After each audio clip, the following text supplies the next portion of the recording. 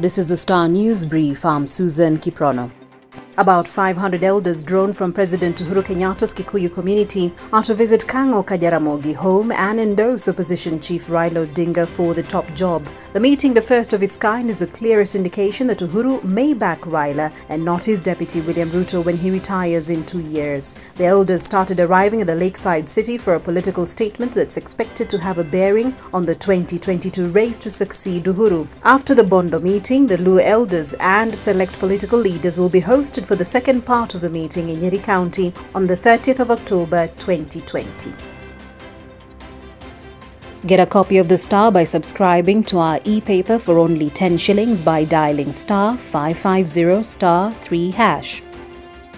The Independent Electoral and Boundaries Commission now claims that it is well prepared to conduct the 2022 elections. The Commission said that it was preparing for the elections despite several reforms arising from the past elections having not been met. The IEBC has also previously said that its election technology was turning obsolete, creating doubts whether the Commission can handle another election. The Commission is also not properly constituted after 4 commissioners resigned just after the 2017 elections.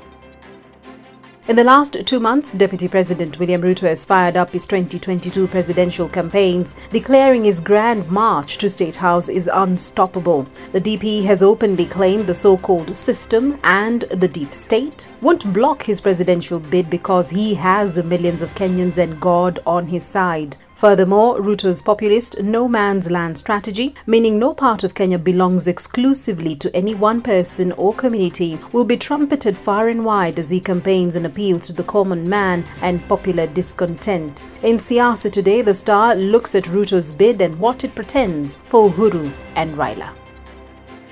When it comes to the Kenyan meal, tomatoes are king. They're not only the most consumed vegetable in Kenya, but also the second most profitable to farmers after potatoes. However, a new study by Kenyatta University researchers suggests tomatoes consumed in Kenya could be contaminated with deadly chemicals as farmers take shortcuts in production. Some of the pesticides have been linked to cancer, malformation of the fetus, and damages to the immune system when misused. The study notes that it's almost impossible for farmers to successfully grow tomatoes without the use of pesticides because they are highly vulnerable to diseases and pests.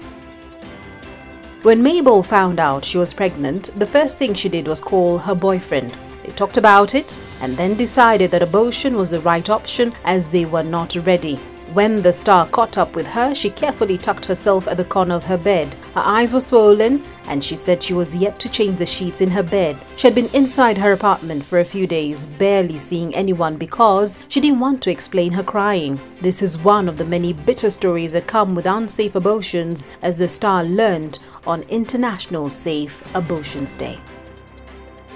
And finally, if one measure of success is popularity on social media, the vice presidential debate was a no contest. Despite the candidates' best efforts, nothing they said resonated with people online, quite like the wanderings of one unsuspecting insect. For approximately 2 minutes, a fly landed on Vice President Mike Pence's head and became an instant internet celebrity. The phrase "the fly" has been tweeted and retweeted more than 1 million times since it appeared during the debate.